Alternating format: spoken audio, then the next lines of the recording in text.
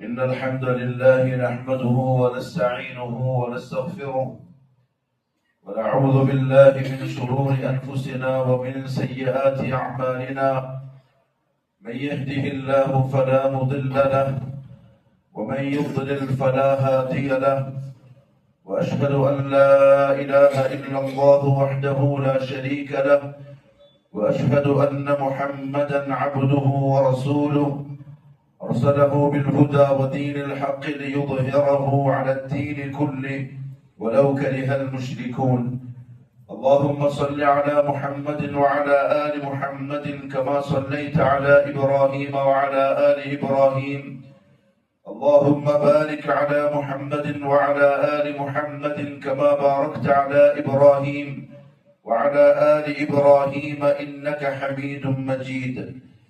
أما بعد، فإن خير الكلام كلام الله، وخير الهدي هدي محمد صلى الله عليه وسلم، وشر الأمور محدثاتها، وكل محدثة بدعة، وكل بدعة ضلالة، وكل ضلالة في النار. أيها الناس، أوصيكم عباد الله وإياي أولا بتقوى الله. أعوذ بالله من الشيطان الرجيم.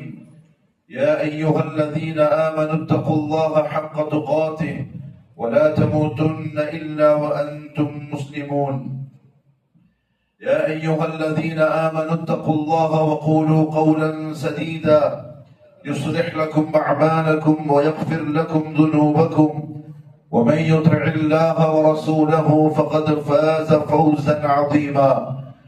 يا أيها الناس اتقوا ربكم الذي خلقكم من نفس واحدة وخلق منها زوجها وبث منهما رجالا كثيرا ونساء، واتقوا الله الذي تساءلون به والأرحام إن الله كان عليكم رقيبا. അല്ലാഹുവിന്റെ സത്യവിശ്വാസികളായ അടിമകൾ, ഉടമസ്ഥനായ അല്ലാഹുവിന്റെ വിധിവിലക്കുകൾ സൂക്ഷിച്ചുകൊണ്ട് ജീവിക്കുവാനും അതിൽ കൂടി ദുനിയാവിലും നാളെ ആഖിറത്തിലും വിജയം കരസ്ഥമാക്കുവാനും ആദ്യമായി എന്നോടും തുടർന്ന് നിങ്ങൾ ഓരോരുത്തരോടും ഉപദേശിക്കുന്നു, വസിയ്യത്ത് ചെയ്യും. അല്ലാഹു സുബ്ഹാനഹു വ തആല പരിശുദ്ധമായ ദീനുൽ ഇസ്ലാമിന്റെ തുടക്കം വളരെ ഇടുക്കമായി, വളരെ വലിയ പ്രയാസങ്ങളും ബുദ്ധിമുട്ടുകളും വേദനകളും സഹിക്കുന്ന അവസ്ഥയിലാണ് തുടങ്ങിയത്. എളുപ്പമായിരുന്നില്ല.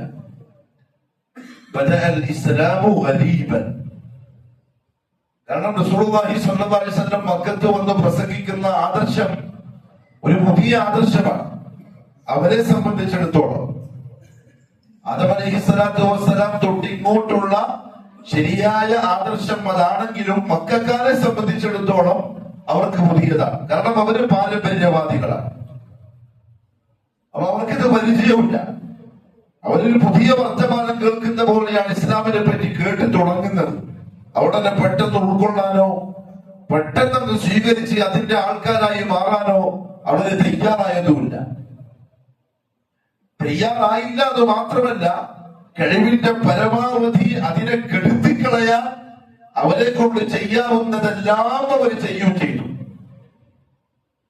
മക്കത്ത് അന്ന് റസൂലുള്ളാഹി സ്വല്ലല്ലാഹു അലൈഹി വസല്ലം തങ്ങളെയും ആ എണ്ണപ്പെട്ട ചില സഹാബാക്കളെയും തുടക്കത്തിൽ തടയാനും അവരെ ബുദ്ധിമുട്ടിപ്പിക്കാനും പ്രയാസപ്പെടുത്താനും നേതൃത്വം കൊടുത്തത് അംർ ബിൻ ഹിശാം എന്ന പേരുള്ള അബൂജഹൽ എന്നെല്ലാവർക്കും അറിയാവുന്ന ഈ ഉമ്മത്തിന്റെ ഫിർഔൻ എന്ന് റസൂലുള്ളാഹി സ്വല്ലല്ലാഹു അലൈഹി വസല്ലം വിശേഷിപ്പിച്ച അത്യമ്പാടിയായിരുന്നു അബൂജഹൽ. നരകത്തിന്റെ അവകാശിയാണ്. ക്രൂരത അല്ലെങ്കിൽ പൈശാചികത, മനുഷ്യത്വം തീരെ നഷ്ടപ്പെട്ടു പോയ മൃഗത്തെ പോലെയുള്ള ഒരു ഇരികാരിയായ ജീവി. ഇതാണ് ചരിത്രത്തിൽ അബൂജഹൽ എന്ന് പറയുന്ന വ്യക്തി. അല്ലാഹു സുബ്ഹാനഹു വ തആല മുസ്ലിമീങ്ങൾക്ക് നേരിടേണ്ടി വന്ന പ്രയാസങ്ങളും വേദനകളും ഒരു ചെറിയ തരത്തിൽ ഒരു ആശ്വസിക്കാനും സന്തോഷിക്കാനും വക നൽകുന്ന തരത്തിൽ ആ അബൂജഹലിനെ ദുനിയാവിൽ ഇല്ലാതാക്കുകയും ചെയ്തു. അത് ചരിത്രം മുന്നോട്ട് പറയുമ്പോൾ അതിൽ വരുന്ന ഒരു സംഗതിയാണ്. പക്ഷെ അവിടെ നിന്ന് പഠിക്കേണ്ട ഒരു പാഠം എന്താണെന്നറിയോ?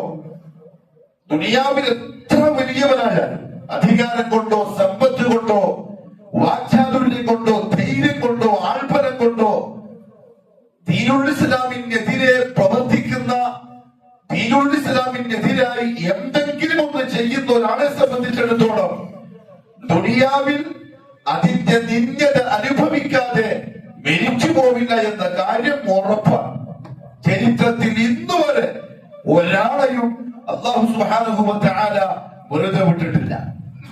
മുസ്ലിമീങ്ങൾക്കെതിരെ തിരിഞ്ഞവർക്ക് ചിലപ്പോൾ പ്രയാസങ്ങളൊന്നും ഉണ്ടാവണമെന്നില്ല.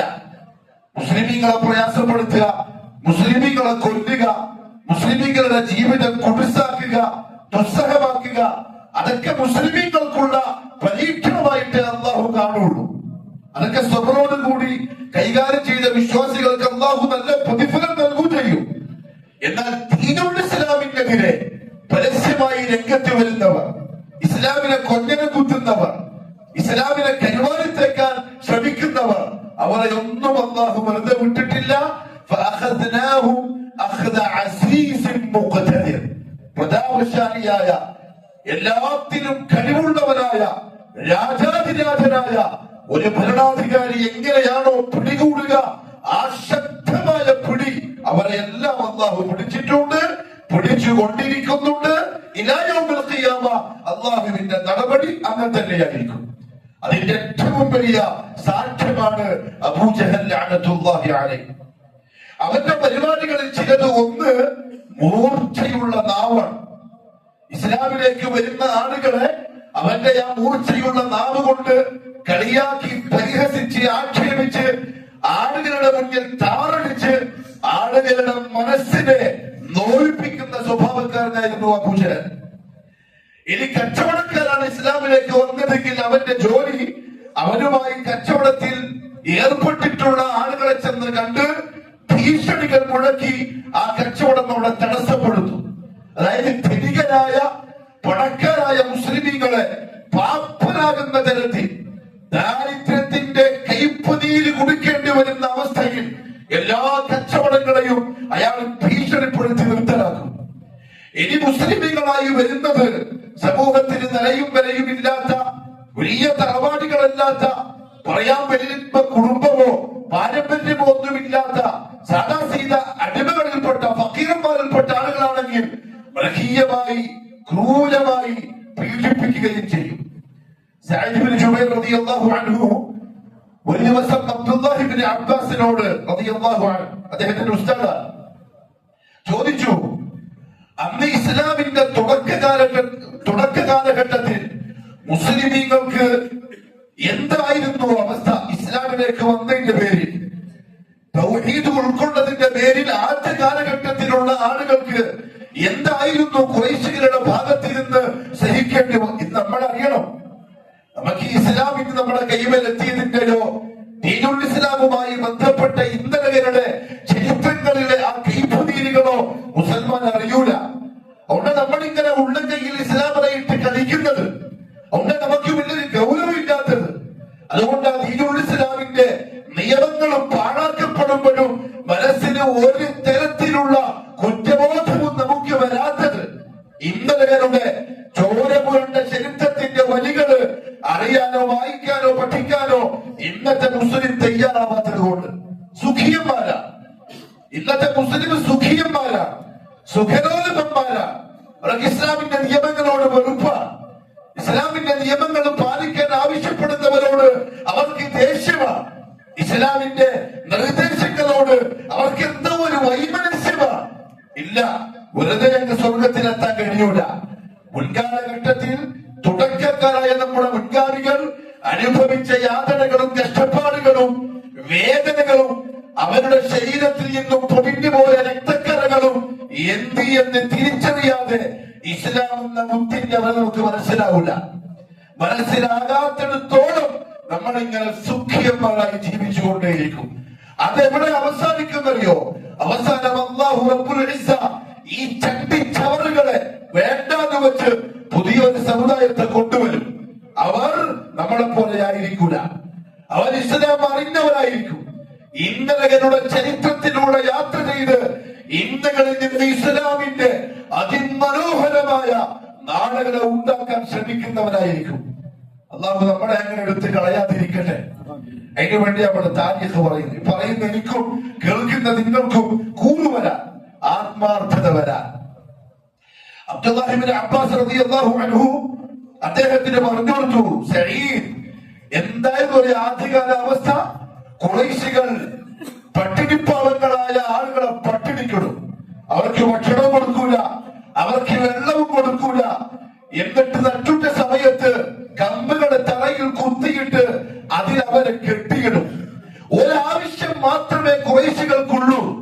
ഈ പട്ടിണിപ്പാവങ്ങള് ലാത്തയാണ് വലുത്, ഉസ്സയാണ് വലുത്, അല്ലെങ്കിൽ മുഹമ്മദ് ഇന്ന ചീത്തക്കാരന് ഖുറൈശികളെ പറഞ്ഞു കൊടുക്കുന്ന പോലെ കേട്ടിട്ട് എന്തെങ്കിലും വെറുതെ വിളിച്ചു പറഞ്ഞാൽ മതി, രക്ഷപ്പെടും. പക്ഷെ അവര് പറയൂല. അവരെ കെട്ടിയിടും, പട്ടിണിക്കിടും. ചില ആളുകളെ അരയോടെ കുഴി കുഴിച്ച് കുഴിയിൽ മൂടി അവരുടെ ശരീരത്തിൽ ചാട്ടമാറ് കൊണ്ടടിക്കും. നേതൃത്വം അബൂജഹലാണ്. ചുരുക്കം ചില ആളുകൾ വേദന സഹിക്കവയ്യാതെ അവര് പറയും പോലെ പറഞ്ഞു പോകും ചെയ്യും. പക്ഷെ അല്ലാഹു സുബ്ഹാനഹു വ തആല അവർക്കത് പുറത്തു കൊടുത്തിട്ടുണ്ട്. റസൂലുള്ളാഹി സ്വല്ലല്ലാഹു അലൈഹി വസല്ലം പറഞ്ഞു, ഇന്നല്ലാഹ ലാ യൻദുറു ഇലാ സുവരിക്കും വ അംവാലിക്കും. നിങ്ങളുടെ രൂപം, നിങ്ങളുടെ കോലം, നിങ്ങളുടെ സൗന്ദര്യം, നിങ്ങളുടെ സമ്പത്ത്, നിങ്ങളുടെ അധികാരം, ഇതൊന്നുമല്ല അല്ലാഹു നോക്കുക. വലാകിൻ യൻദുറു ഇലാ ഖുലൂബിക്കും, നിങ്ങളുടെ ഹൃദയങ്ങളിലേക്ക്. ഈ പാവങ്ങളെ ഖുറൈശികളെ വേദനിപ്പിച്ച് അത് സഹിക്കവയ്യാതെ അവരാഗ്രഹിക്കും പോലെ, ഖുറൈശികൾ പറഞ്ഞ പോലെ അവര് പറയുമ്പോഴും അല്ലാഹുവിന്റെ നോട്ടം അവരുടെ ഖൽബിലാണ്. അത് ഈമാൻ കൊണ്ട് നിറക്കപ്പെട്ടതാണ്. വഖൽബുഹു മുത്മഇന്നും ബിൽ ഈമാൻ. ജീവന് ഭീഷണിയായ സന്ദർഭങ്ങളിൽ നമുക്കും ഇസ്ലാം അത് അനുവദിച്ചു തന്നതാണ്. നാവോട് പറയാം, നാവോട് അംഗീകരിച്ചു കൊടുക്കാം. കാരണം മുസ്ലിമിന്റെ ജീവന് അല്ലാഹു സുബ്ഹാനഹു വ തആല അല്ല, മനുഷ്യന്റെ ജീവന് അല്ലാഹു സുബ്ഹാനഹു വ തആല വില കൽപ്പിക്കുന്നുണ്ട്. ഒരാൾ കഴുത്തിന് കത്തി വെച്ചിട്ട് വിളിക്കണം ശ്രീശ്രീരാം എന്ന് പറഞ്ഞു. അങ്ങനെ ഒരു മുസ്ലിം അങ്ങനെ വിളിച്ചു പോയി അല്ലാഹുവിന്റെ കിതാബിൽ ഓ കാഫിറല്ല, ഓ മുശ്രിക്കല്ല. കാരണം ആ മുസ്ലിമിന്റെ ജീവന് അല്ലാഹുവിന്റെ അടുക്കൽ അത്രയും വിലയുണ്ട്. നിർബന്ധിതനാണ്. ഒരു കൽബ് പറഞ്ഞോണ്ടോ പറഞ്ഞല്ല. ചരിത്രത്തിൽ അങ്ങനത്തെ സന്ദർഭങ്ങള് പലതും വരുന്നുണ്ട്. ആ തരത്തില് ക്രൂരമായ മക്കക്കാരുടെ പീഡനങ്ങൾക്ക് വിധേയരായ ചില സഹാബക്കരുണ്ട് ആദ്യ കാലഘട്ടത്തിൽ. അബ്ദുല്ലാഹി മസ്ഊദ് റളിയല്ലാഹു അൻഹു പറഞ്ഞു, തുടക്കത്തില് 7 പേരായിരുന്നു ഇസ്ലാമിന്റെ മുദ്രകൾ. 7 ആളുകൾ. ഒന്ന് റസൂലുള്ളാഹി സ്വല്ലല്ലാഹു അലൈഹി വസല്ലം, പിന്നെ അബൂബക്കർ സിദ്ദീഖ് റളിയല്ലാഹു അൻഹു, ബിലാൽ, അമ്മാർ, അമ്മാറിന്റെ ഉമ്മ സുമയ്യ, പിന്നെ ഖബ്ബാബ്, അതേപോലെ തന്നെ മിഖ്ദാദ് റളിയല്ലാഹു അൻഹു മജ്മഈൻ. എല്ലാ പാവങ്ങളാണ്. ഈ കൂട്ടത്തിൽ 2 പേര് വലിയ തറവാട്ടുകാരാണ്. റസൂലുള്ളാഹി സ്വല്ലല്ലാഹു അലൈഹി വസല്ലം തങ്ങളും അബൂബക്കർ സിദ്ദീഖ് റളിയല്ലാഹു അൻഹു ഖുറൈശികളാണ്. അതുകൊണ്ട് തന്നെ അവരുടെ തറവാടിത്തവും കുടുംബവും അവർക്ക് സംരക്ഷണം നൽകി. എന്നാലും റസൂലുള്ളാഹി സ്വല്ലല്ലാഹു അലൈഹി വസല്ലമയെയും അവർ ഉപദ്രവിച്ചിട്ടുണ്ട്. അബൂബക്കർ സിദ്ദീഖിനെയും റളിയല്ലാഹു അൻഹു അവരെ വേദനിപ്പിച്ചിട്ടുണ്ട്. ഈ 2 തറവാട്ടുകാരെ അവരുടെ തറവാട് സംരക്ഷിച്ചുവെങ്കിൽ ബാക്കിയുള്ളതെല്ലാം ഫഖീറന്മാരും അടിമകളുമാണ്. അവരോട് ചോദിക്കാൻ ആരുമില്ല. അവർക്കൊരു ആശ്വാസവാക്ക് പറഞ്ഞു കൊടുക്കാനും ആരുമില്ല. അവരെ ഇവരെന്തെങ്കിലും ചെയ്യുമ്പോൾ പിടിച്ചു മാറ്റാൻ പറ്റിയ കുടുംബക്കാരുമില്ല. ഫഅഖദഹുൽ മുശ്രികൂൻ, മക്കത്തെ മുശ്രിക്കീങ്ങള് അവരെ പിടികൂടുക തന്നെ ചെയ്തു. മൃഗീയമായ പീഡനം. ഒരുപക്ഷെ ഇന്ന് സുഖലോലുപന്മാരായി ദീനുൽ ഇസ്ലാമിന്റെ അഡ്രസ്സിൽ മുസ്ലിം എന്ന് പറഞ്ഞ് ജീവിക്കുന്ന നമുക്ക് ചിന്തിക്കാൻ കഴിയാത്ത പീഡനം സ്വപ്നത്തിൽ പോലും അനുഭവിക്കാൻ നമ്മളെ കൊണ്ട് പറ്റൂല. അതിൽ പ്രധാനിയായിരുന്നു ബിലാൽ ഇബ്നു റബാഹ് റളിയല്ലാഹു അൻഹു. ഒരു അടിമയാണ്. ബിലാലിന്റെ ഉപ്പ റബാഹ് മക്കത്തെ അടിമയാണ്. ഉമ്മ ഹമാമ എത്യോപ്യയിൽ നിന്ന് നജാശി അബ്രഹത്തിന്റെ ആനപ്പട്ടാളത്തിന്റെ കൂടെ മക്കത്തിൽ എത്തിപ്പെട്ട സ്ത്രീയാ. പിന്നെ അവിടെ താമസായി റബാഹ് കല്യാണം കഴിച്ചു. അവർക്കുണ്ടായ മോനാണ് ബിലാൽ ഇബ്നു റബാഹ് റളിയല്ലാഹു അൻഹു. പ്യൂർ അടിമ. പക്ഷെ ആള് ഭയങ്കര ആരോഗ്യവാനായിരുന്നു. ആര് കണ്ടാലും ബിലാലിനെ ഇഷ്ടപ്പെട്ടു. കടുകറുത്ത മനുഷ്യനാ, ആഫ്രിക്കക്കാരനാ. കാണാൻ വലിയ സൗന്ദര്യമുള്ള ആളല്ല, ചുരുണ്ട മുടിയും എന്റെ മൂക്കും എന്റെ ചുണ്ടും, പക്ഷെ ആരോഗ്യവാനാണ്, എന്ത് പണിയും ചെയ്യും.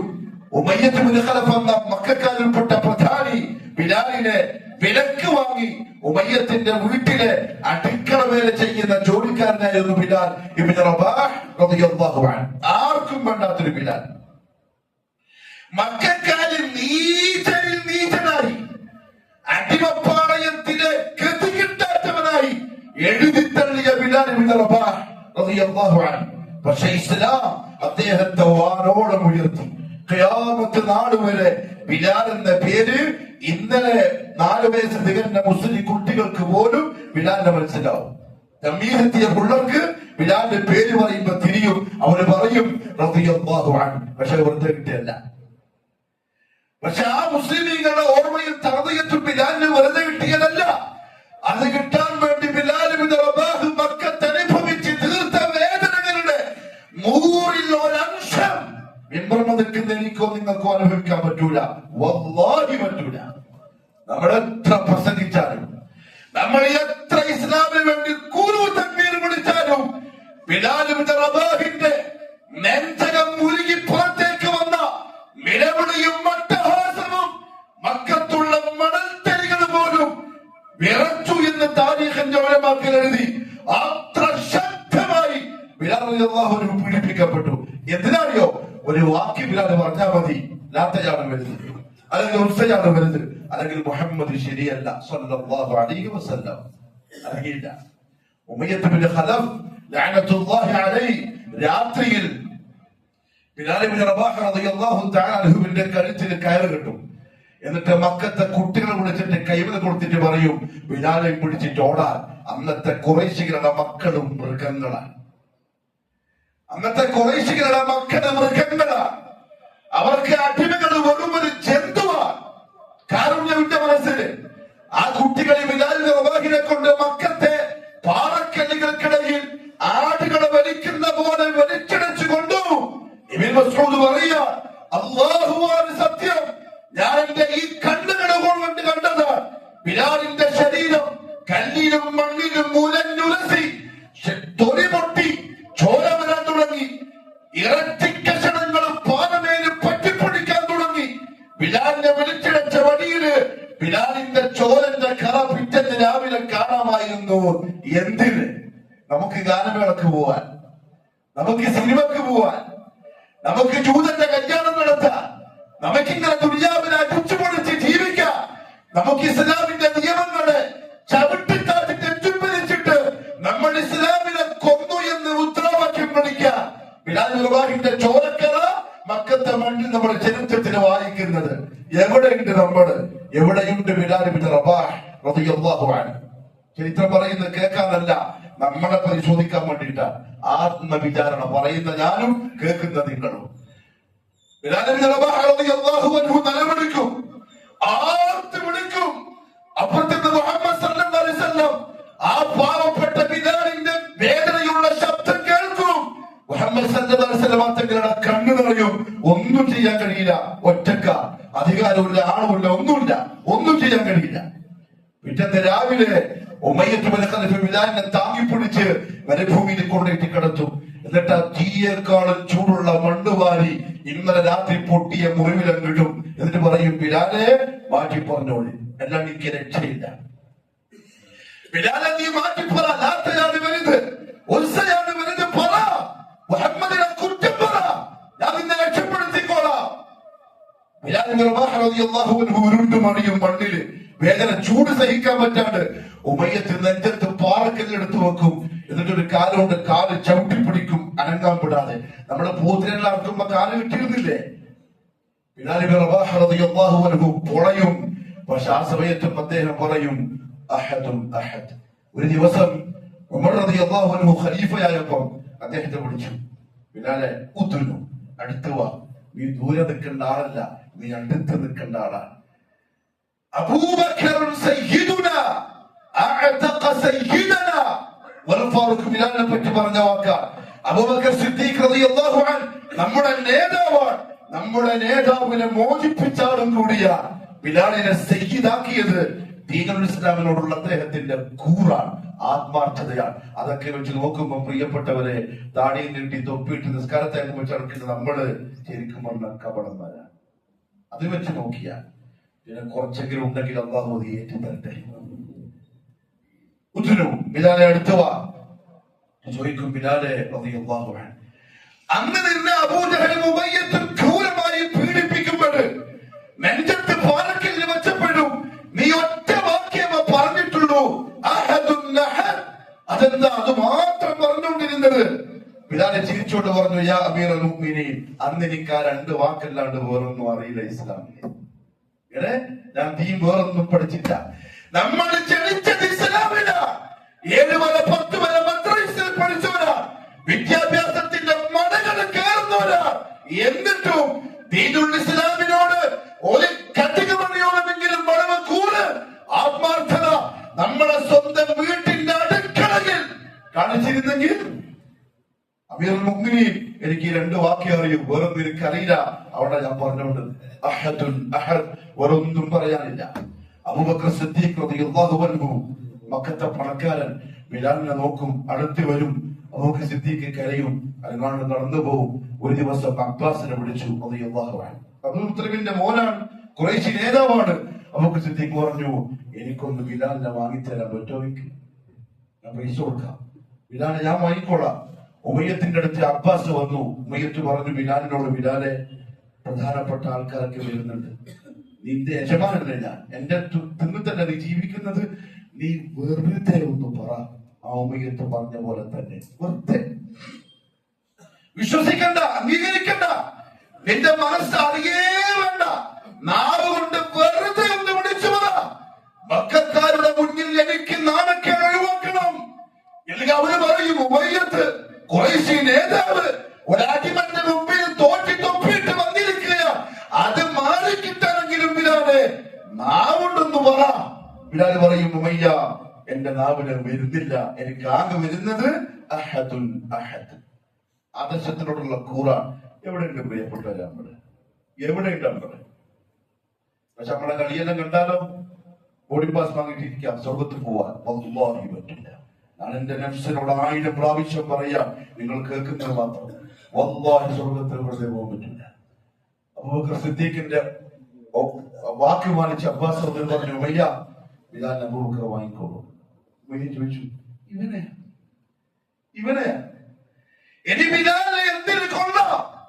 ശരീരമാസകലം അടിച്ചും തൊഴിച്ചും കുത്തിയും വികൃതമാക്കി ഇനി ബിലാലിനെ കൊണ്ടൊരു ജോലി ചെയ്യാൻ പറ്റൂല. അബൂബക്കർ എന്തിനാ ഈ ജീവച്ഛവത്തിന്? അബ്ബാസ് പറഞ്ഞു, ഉമയ്യ, അബൂബക്കർ വാങ്ങാനാ പറയുന്നു. എത്ര പൈസ പറയാൻ? 10 ദീനാർ സ്വർണ്ണ നാണയം. 10 ദീനാർ. അബൂബക്കർ സിദ്ദീഖ് ഓടി വന്നു, ഒരു പണക്കീഴെടുത്ത് ഉമയ്യത്തിന്റെ കയ്യിലിട്ട് കൊടുത്തു. ബിലാലിന്റെ തോളത്ത് കയറ്റി നടന്നുപോയി. പോകുന്ന പോക്കിൽ ഉമയ്യത്ത് ബാക്കെന്ന് പറയാൻ, പാവം അബൂബക്കർ, ഞാൻ പറ്റിച്ചു. ഒരു ജോലിക്കും കൊള്ളാത്ത, ഇനി ഒരു വകക്കും കൊള്ളാത്ത ജീവച്ഛവമായ ബിലാലിനെ റളിയല്ലാഹു അൻഹു അബൂബക്കർ വാങ്ങിട്ട് പോകുന്നുണ്ടോ? വെറും 10 ദീനാറിന്. സിദ്ദീഖുൽ അക്ബർ കേട്ടു. അദ്ദേഹം തിരിഞ്ഞു വന്നു, ഉമയ്യ, 100 ദിനാറാണ് നീ ചോദിച്ചതെങ്കിൽ, ഒരു വയത്തിൽ 1000 ദിനാറാണ് നീ ചോദിച്ചെങ്കിൽ ഞാൻ എനിക്ക് തരും. എനിക്ക് ബിലാലിന് ആവശ്യമുണ്ട്. ബിലാലിനെ കൊണ്ടുപോയി ദാറുൽ അർഖമിൽ മുഹമ്മദ് സല്ലല്ലാഹു അലൈഹി വസല്ലം ബിലാലിനെ കെട്ടിപ്പിടിച്ചു. ജീവിതത്തിൽ ആദ്യമായി ഒരു സ്വതന്ത്രൻ, മക്കത്തെ നേതാവ് ബിലാൽ റളിയല്ലാഹുവിനെ കെട്ടിപ്പിടിച്ചു. അതിനു മുമ്പ് ഒരാളും ബിലാലിനെ തൊട്ടില്ല. അതാ ഇസ്ലാം, അതാ ഇസ്ലാം. ഇന്നലെ രാത്രി വരെ അനുഭവിച്ച ശരീരത്തിന്റെ കത്തലും വേദനയും ഒറ്റ സെക്കൻഡിൽ മറന്നു. അബൂബക്കർ സിദ്ദീഖ് റസൂലുള്ളാഹി പറഞ്ഞു, അബൂബക്കർ, എനിക്ക് ചേർന്ന ബിലാലിനെ വാങ്ങി മോചിപ്പിച്ചതിന് എനിക്ക് 5 പൈസ ഞാനും തരാം. ഉടമസ്ഥന്റെ ദർബാറിൽ ഈ കറുത്ത മുത്തിനെ മോചിപ്പിച്ച പ്രതിഫലത്തിന് എനിക്കും വേണം പങ്ക്. സിദ്ദീഖ് പറഞ്ഞു, യാ റസൂലല്ലാഹ്, വാങ്ങിട്ട് വരുന്ന വഴിക്ക് ഞാൻ മോചിപ്പിച്ചു പോയി, എനിക്ക് തരാൻ പറ്റൂല. റളിയല്ലാഹു അൻഹു. ആരൊക്കെ കഴിഞ്ഞുപോയി പ്രിയപ്പെട്ടവരെ, ആരൊക്കെ കഴിഞ്ഞുപോയി. അല്ലാഹു സുബ്ഹാനഹു വ തആല ആ കറുത്ത ബിലാലിനെ ഉയർത്തി, വാനോളം ഉയർത്തി. മുഅദ്ദിനു റസൂലില്ലാഹ് സല്ലല്ലാഹു അലൈഹി വസല്ലം. താരീഖിന്റെ ഉലമാക്കൾ പറഞ്ഞു, റസൂലുള്ളാഹിന്റെ നിഴല് പോലെ ഏത് സമയം നോക്കിയാലും കൂടെ ഉണ്ടാവും. 5 വക്തിനും റസൂലുള്ളാഹിന്റെ വീട്ടിൽ വാതിൽ മുട്ടും. യാ റസൂലല്ലാഹ് അസ്സലാ അസ്സലാ. റസൂലെ നിസ്കരിക്കാൻ സമയമായി പോവല്ലേ. ബിലാലിന്റെ ശബ്ദം കേൾക്കുമ്പോൾ റസൂൽ നോക്കാൻ വേണ്ടി പുറത്തേക്ക് വരും. മക്ക വിജയത്തിന്റെ അന്ന് എന്റെ പ്രിയപ്പെട്ട മടക്കേരിയിലെ മുഅ്മിനീങ്ങളെ, ദീനിനെ മുറുകെ പിടിച്ചോളി. സിറാത്തുൽ മുസ്തഖീമിൽ കാലിന് ചങ്ങല കെട്ടി നിന്നോളി. ശൈത്താന്റെ വഴിക്ക് പോവണ്ട, ഞാൻ അടക്കം. ജൂതനസാറാക്കളുടെ വഴിക്ക് പോവണ്ട. കാരണം എന്താ അറിയോ? മരിക്കുന്നതിന് മുമ്പ് അല്ലാഹു സന്തോഷിപ്പിച്ചിരിക്കും. അള്ളാന്റെ ദീനിനെ മുറുകെ പിടിച്ചവൻ മലക്കുൽ മൗത്ത് വരുന്നതിന് മുമ്പ് അതിന്റെ മധുരം അല്ലാഹു തന്നിരിക്കും. കുറച്ച് ബാക്കി ഇൻഷാ അല്ലാഹ് സ്വർഗത്തിലാണ്. ബിലാലിന് കൊടുക്കാമെന്ന് അല്ലാഹു ഏറ്റ പോലെ മക്ക വിജയം, ഫതഹ് മക്ക. മക്കക്കാരിങ്ങനെ പുറക്കുക, എല്ലാരും വീട്ടിൽ കയറി വാതിലടച്ചു. മുഹമ്മദ് മുസ്തഫ സല്ലല്ലാഹു അലൈഹി വസല്ലം 10,000-ഓളം വരുന്ന കുതിരപ്പട്ടാളത്തിന്റെ കൂടെ കഅബാലയത്തിന്റെ രാജാവായി വന്ന് മുറ്റത്ത് നിൽക്കുക. എവിടെ നിന്നാണ് ഓടിച്ചത് ആ നാട്ടിന്റെ രാജാവായി വന്നിരിക്കാൻ. മക്കക്കാരെ പേടി എന്താ അറിയോ? എന്തായിരിക്കും നമ്മൾ ചെയ്യുക? കൊല്ലുവോ അല്ല നാട് കടത്തുവോ? എന്തായിരിക്കും അവസ്ഥ? അവരിങ്ങനെ കാതും തുറന്ന് കണ്ണും തുറന്ന് കിളിവാൻ ചെരലും അതേപോലെ ഇഷ്ടികെടുത്ത് മാറ്റി തോട്ടയാക്കിയിട്ടല്ല നോക്കുക പുറത്തേക്ക്.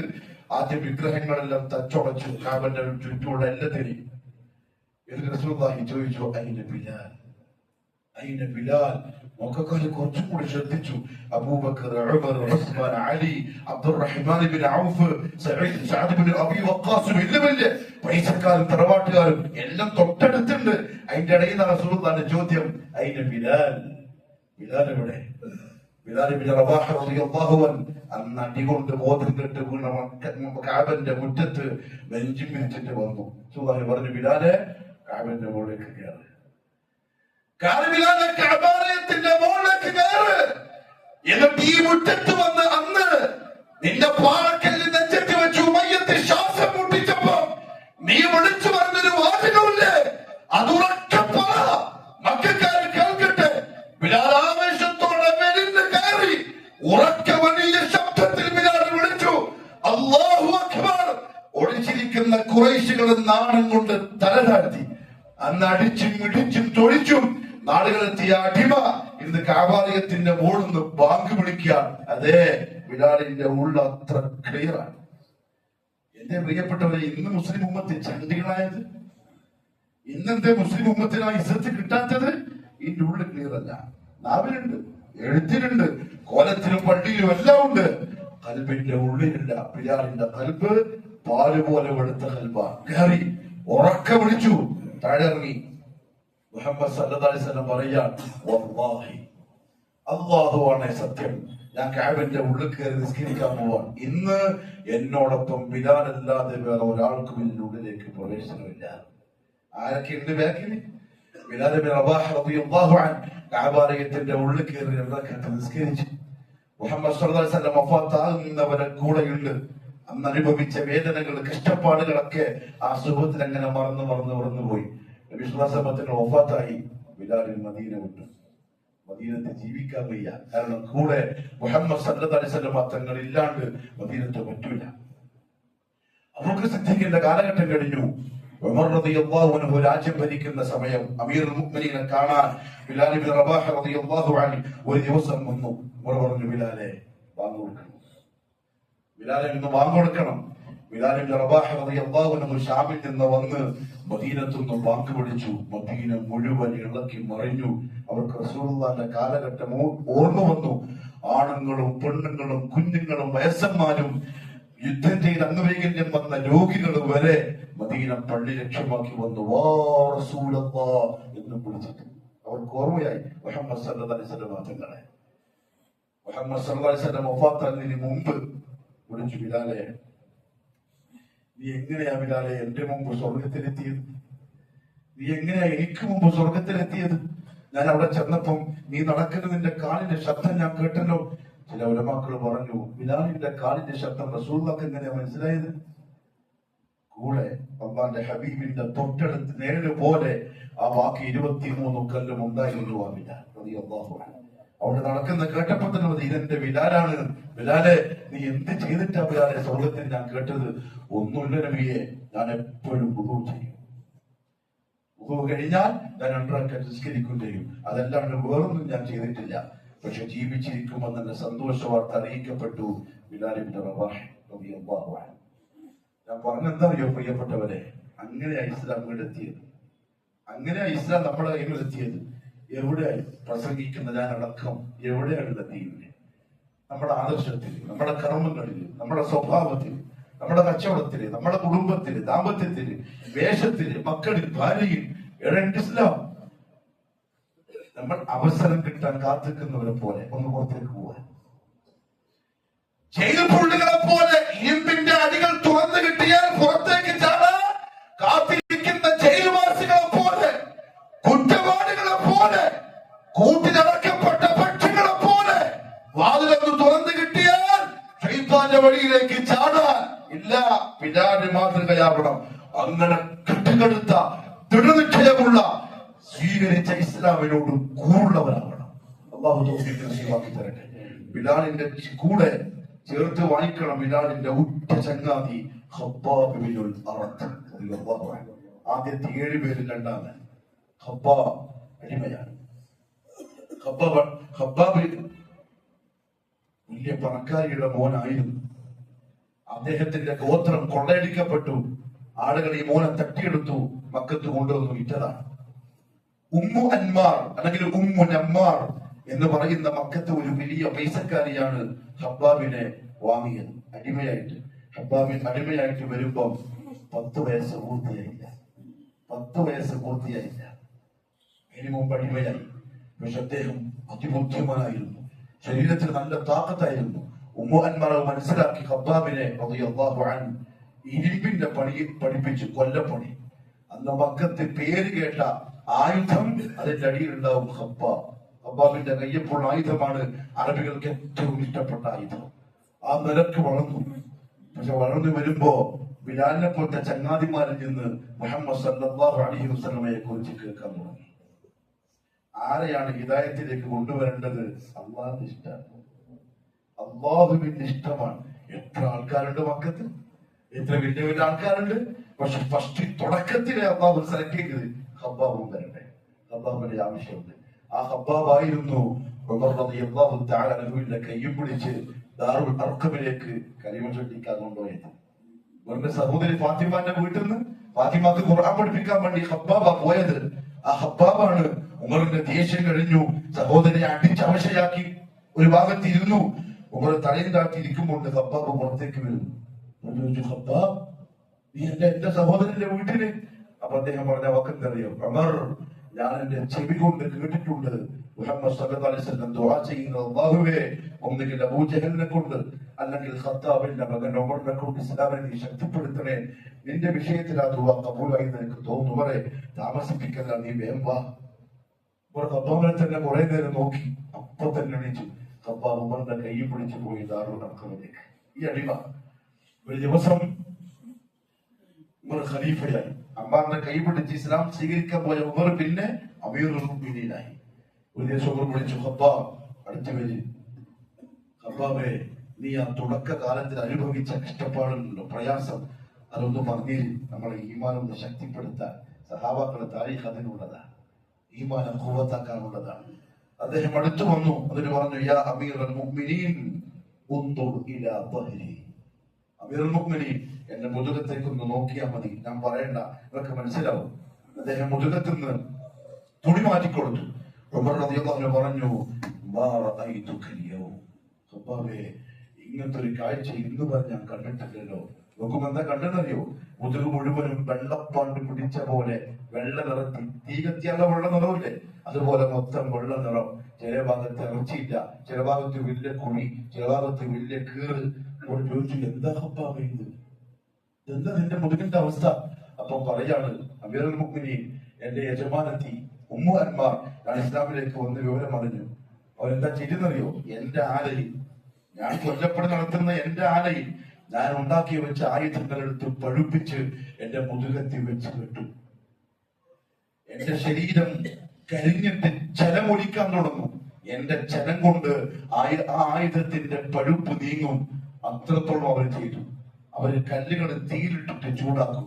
നമുക്കിത് കഥ പറയാനേ പറ്റും. ഇതൊന്നും അനുഭവിക്കാൻ എനിക്ക് നിങ്ങൾക്കും പറ്റൂല. പാറക്കല്ല് തീയിലിട്ട് ചൂടാക്കും, എന്നിട്ട് അത് അട്ടിക്കട്ടിക്ക് വെക്കും.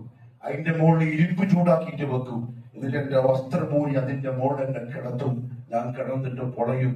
എനിക്കാരും ചോദിക്കാനും പറയാനുമില്ല, അനുഭവിക്കന്നെ. അമീർ മുഅ്മിനീൻ പറഞ്ഞു കൊടുക്കുക, ഞാൻ മുസ്ലിം ആയതിന്റെ പേരിൽ എനിക്ക് ഇത് അനുഭവിക്കേണ്ടി വന്നു. ഒരു ദിവസം റസൂലുള്ളാഹി സ്വല്ലല്ലാഹു അലൈഹി വസല്ലം നടന്നു വരുമ്പോൾ ഉമ്മു അൻമാർ ഇരുമ്പിന്റെ വടികൾ ചൂടാക്കി ഹബ്ബാബിന്റെ തലയിൽ കുത്തുക. ഹബ്ബാബ് അട്ടഹസിക്കുന്നു, നിലവിളിക്കുന്നു.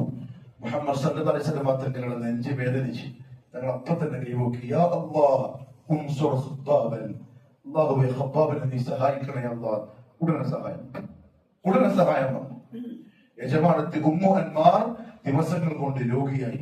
രോഗം എന്താ അറിയോ? സുദാ, തലവേദന. ഉമ്മു അൻമാറിന്റെ തലവേദന. സിറിയയിൽ ഡോക്ടർമാര് വന്നു, ഷാമിന്ന് ഡോക്ടർമാര് വന്നു. ആർക്കൊരു പിടുത്തം കിട്ടുന്നതിന് എന്താ വേദന? താരീഖിന്റെ ഉലമാക്കൾ എഴുതി, ഉമ്മു അൻമാർ പട്ടികൾ കരയും പോലെ കരയാൻ തുടങ്ങി. വേദനിച്ചിട്ട് പട്ടി ഓരിയിടുന്ന പോലെ കൂക്കാൻ തുടങ്ങി. വേദന സഹിക്കാൻ പറ്റുന്നില്ല. എവിടെന്നോ വന്നൊരു വൈദ്യര് പറഞ്ഞു, ഇതിനാകെ ഒരു ചികിത്സയുള്ളൂ, ഈ ഇരുമ്പിന്റെ തണ്ട് ചൂടാക്കി തലയിൽ കുത്തണം, അപ്പൊ വേദന മാറും. ഉമ്മന്മാർ തന്റെ അടിമ ഹബ്ബാബിനെ വിളിച്ചിട്ട് പറഞ്ഞു, ഹബ്ബാബെ നീയൊന്നും എനിക്ക് ചെയ്തതാ ഹബ്ബാബെ, ഞാൻ ഇരുമ്പ് ചൂടാക്കിയിട്ട് തലയിൽ നിന്ന് കുത്തിത്ത. ഹബ്ബാബ് റളിയല്ലാഹു അൻഹു ഇരുമ്പ് ചൂടാക്കിയിട്ട് യജമാനത്തിന്റെ തലയിൽ കുത്താൻ തുടങ്ങി. ചിലപ്പോ ഹബ്ബാബിന്റെ മനസ്സ് പറയുന്നുണ്ടാവും, ഇതാ അള്ളാഹുവിന്റെ കളി, ഇതാണ് ഞാൻ വിശ്വസിച്ച റബ്ബിന്റെ കളി. അന്ന് ഇതേ കമ്പി കൊണ്ട് എന്റെ തലക്ക് കുത്തി വേദനിപ്പിച്ചത്.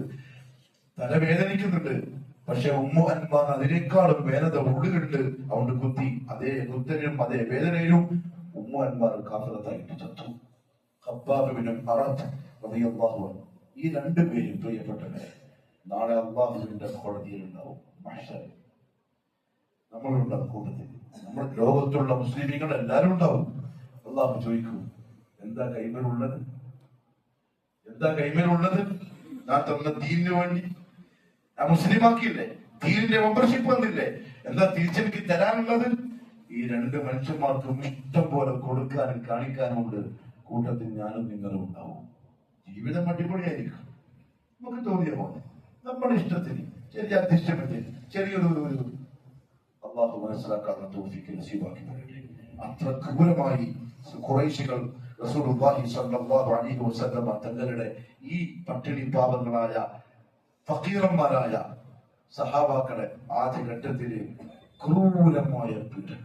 അതേപോലെ കൂട്ടത്തിലെ അമ്മാറും അമ്മാറിന്റെ കുടുംബവും അബൂദർ ഗഫാരിയും ഇൻഷാ അല്ലാഹ് അടുത്ത ആഴ്ചകൾ അവരെ സംബന്ധിച്ച് പറയാം. പക്ഷെ പ്രിയപ്പെട്ടവരെ, പറയുന്നത് കേൾക്കാനും കഥ പറയാനും അല്ല, അവരെ പറ്റി കേട്ടും അറിഞ്ഞും അവരെ പോലെ ജീവിക്കാൻ മെനക്കെടാനും തയ്യാറാവാനുമാണ്. അല്ലാഹു എനിക്കും നിങ്ങൾക്കും നല്ല തൗഫീഖ് നസീബാക്കി തരട്ടെ. أقول قولي هذا وأستغفر الله العظيم لي ولكم ولجميع المؤمنين فاستغفروه إنه هو الغفور الرحيم.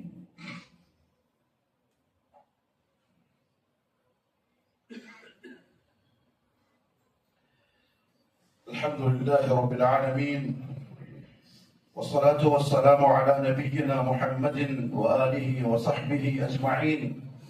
أما بعد فيا أيها الناس أوصيكم وإياي ثانيا بتقوى الله. അള്ളാഹുവിന്റെ സത്യവിശ്വാസികളായ അടിമകളെ, ജീവിതത്തിന്റെ എല്ലാ മേഖലകളിലും കഴിവിന്റെ പരമാവധി അള്ളാഹുവിനെ സൂക്ഷിക്കണേ എന്ന് എന്നോടും നിങ്ങൾ ഓരോരുത്തരോടും ഒരിക്കൽ കൂടി ഉപദേശിക്കുന്നു, വസിയ്യത്ത് ചെയ്യുന്നു.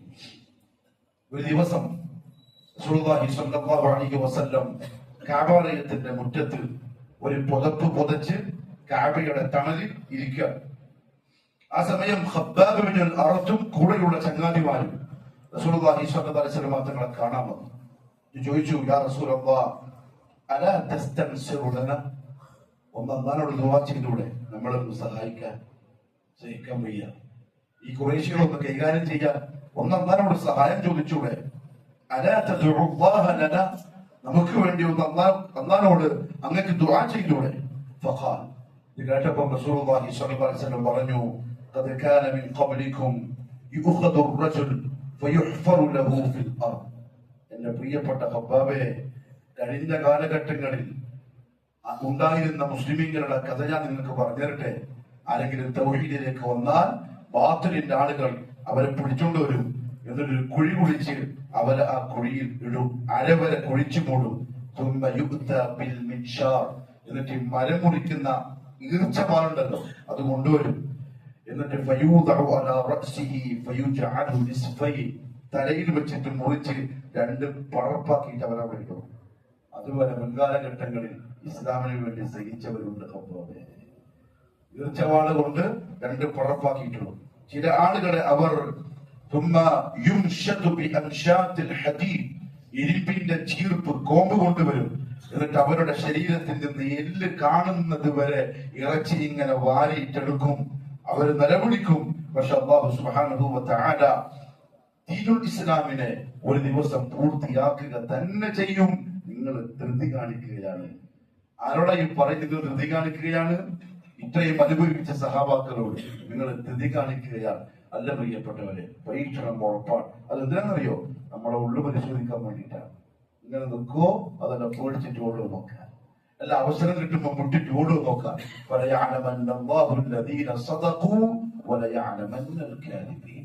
സത്യസന്ധന്മാർ ആരാണ്, കള്ളന്മാർ ആരാണ് എന്ന് അല്ലാഹുവിനെ തീർച്ചയായും അറിയണം. ആ പരീക്ഷ വരിക തന്നെ ചെയ്യും, ജയിച്ചേ പറ്റും. ഒരു കാര്യം എന്നോടെന്ന പോലെ ഓർമ്മിപ്പിക്കട്ടെ പ്രിയപ്പെട്ടവരെ, സഹാബാക്കളുടെ താരീഖ് കേൾക്കുമ്പോൾ ചിലപ്പോ നമുക്കൊരു ബോധം വരും. നമ്മളെ ഉള്ളു പറയും ഇങ്ങനെയൊന്നും ആയാൽ ശരിയാവൂല. അങ്ങനെ തോന്നുന്നുണ്ടെങ്കിൽ അത് വലിയൊരു തൗഫീഖ്, അത് ഈമാന്റെ അടയാളമാണ്. എന്ത് ചെയ്യണമെന്നറിയോ? ഉടനെ തന്നെ അനീബു ഇലാ റബ്ബിക്കും തൗബ ചെയ്യണം. അള്ളാഹിനടുത്ത് എടുത്തു പറയണം. തെറ്റ് സംഭവിക്കാത്തവരൊന്നല്ല മനുഷ്യന്മാര്. സഹാബാക്കളും തെറ്റ് സംഭവിച്ചു പോകാവുന്ന ആൾക്കാരാണ്. പക്ഷേ അല്ലാഹു ഗഫൂറുർ റഹീമുമാണ്. മുഹമ്മദ് സല്ലല്ലാഹു അലൈഹി വസല്ലം പറഞ്ഞു, അദ്നബ അബ്ദി ദംബ, അല്ലാഹു പറയുന്നു എന്റെ അടിമ ഒരു തെറ്റ് ചെയ്തു. ഫഅലിമ അന്ന ലഹു റബ്ബൻ യഗ്ഫിറു ദംബ, പക്ഷെ അവൻ പിന്നെ മനസ്സിലാക്കി എനിക്ക് പാപങ്ങൾ പുറത്തേരുന്ന ഒരു റബ്ബുണ്ട്. ഫസ്തഗ്ഫറ, എന്നിട്ട് അവൻ പറഞ്ഞു അല്ലാഹുവേ പുറത്തുതാ അല്ലാഹ്, ഗഫർതു ലഹു വലാ ഉബാലി, ഞാൻ പുറത്തു കൊടുക്കും, ഓളെ ഞാൻ എന്റെ ആളായി സ്വീകരിക്കുകയും ചെയ്യും. അതുകൊണ്ട് അള്ളാഹുവിലേക്ക് മടങ്ങണം, ദീനിലേക്ക് മടങ്ങണം. ഏറ്റവും നസീബാക്കട്ടെ. എല്ലാ മേഖലകളിലും ദീൻ എന്താണോ അത് മനസ്സിലാക്കി മുറുകെ പിടിച്ചു നിൽക്കാൻ സാധിച്ചാൽ രക്ഷപ്പെട്ടു. ദുനിയാവും നല്ലത്, മരിച്ചതിന് ശേഷം ആഖിറവും നല്ലത്. അള്ളാഹു എനിക്കും നിങ്ങൾക്കും നല്ല തൗഫീഖ് നസീബാക്കി തരട്ടെ. അലാ വഇന്ന അല്ലാഹ സുബ്ഹാനഹു വ തആല أمرنا وأمركم بالصلاة والسلام على النبي وصلوا وسلموا على محمد صلى الله عليه وسلم. اللهم صل على محمد وعلى آل محمد كما صليت على إبراهيم وعلى آل إبراهيم. اللهم بارك على محمد وعلى آل محمد كما باركت على إبراهيم وعلى آل إبراهيم إنك حميد مجيد. اللهم ارض عن خلفاء الراشدين وأفضل أمراء المرشدين، عن أبي بكر وعمر وعثمان وعلي رضوان الله عليهم أجمعين، وعن الصحابة والقرابة كلهم أجمعين. اللهم اغفر للمؤمنين والمؤمنات والمسلمين والمسلمات الأحياء منهم والأموات إنك مجيب الدعوات وقاضي الحاجات. اللهم أعز الإسلام والمسلمين وأذل الشرك والمشركين وانصر الإسلام والمسلمين والمجاهدين في سبيلك يا رب العالمين.